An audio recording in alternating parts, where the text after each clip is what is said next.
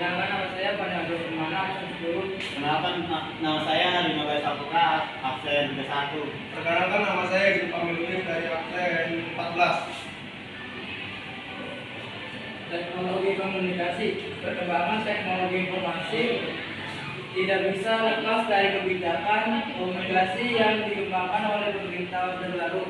Pada tahun 1976, tepatnya tanggal 16 Agustus, merupakan awal revolusi teknologi komunikasi di Indonesia.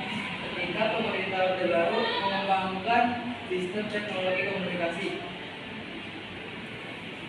Berikut dampak positif dan negatif teknologi komunikasi. Dampak positifnya ada 4, yaitu yang pertama mempermudah dan mempersingkat proses pertukaran informasi. Yang kedua ada meningkatkan efisiensi dan efektivitas pekerja.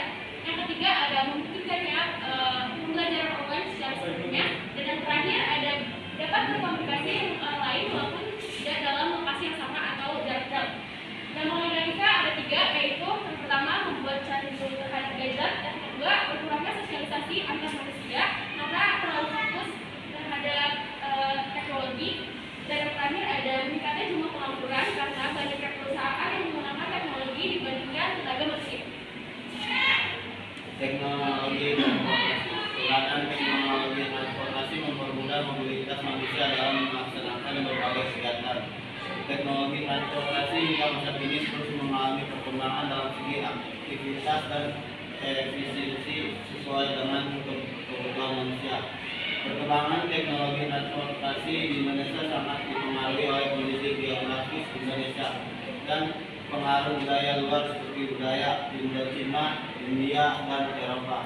Kondisi geografis Indonesia yang berupa negara kepulauan dengan banyak gunung memberi tantangan tersendiri bagi perkembangan teknologi transportasi. Berikut ada dampak positif dan negatif teknologi transportasi. Dampak positifnya yang pertama dapat memudahkan dalam pekerjaan. Dengan adanya transportasi kita dapat melakukan pekerjaan dengan mudah. Yang kedua dapat memudahkan masyarakat ketika berpergian jauh. Dengan adanya alat transportasi yang kita beli seperti mobil, motor, dan lain-lain, kita dapat melakukan berpergian jauh dengan mudah.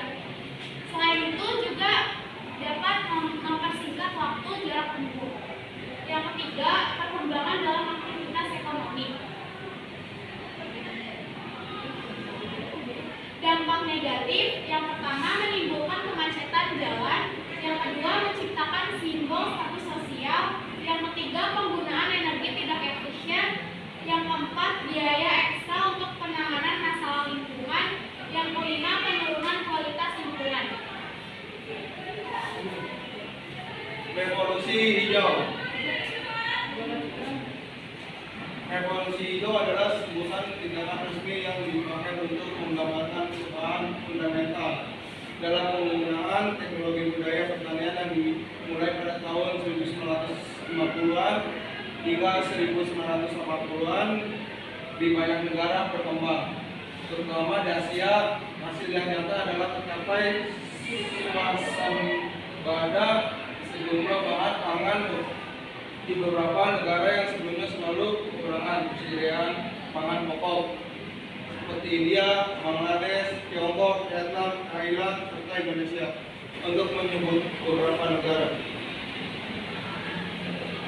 Selanjutnya, dampak positif dan negatif revolusi hijau. Dampak positif yaitu ada 6. Yang pertama, mempermudah kerja petani. Yang kedua, membantu mengatasi permasalahan dan meningkatkan produksi dan produktivitas hasil panen. Yang ketiga, dampak menumbuhkan bibit dan berkualitas.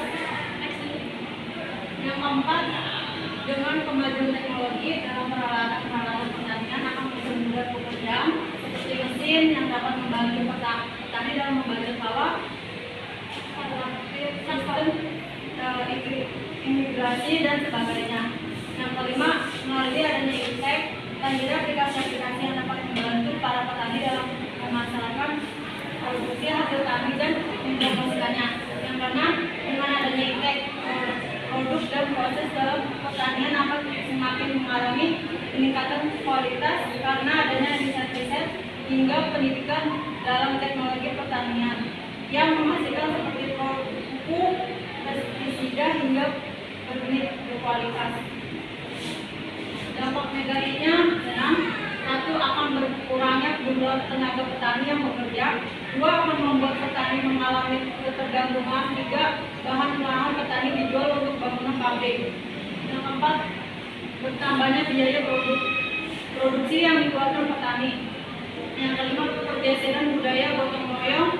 Yang keenam, kurangnya jumlah tenaga yang berdampak pada penurunan jumlah petani karena pergerakan orang mesin-mesin.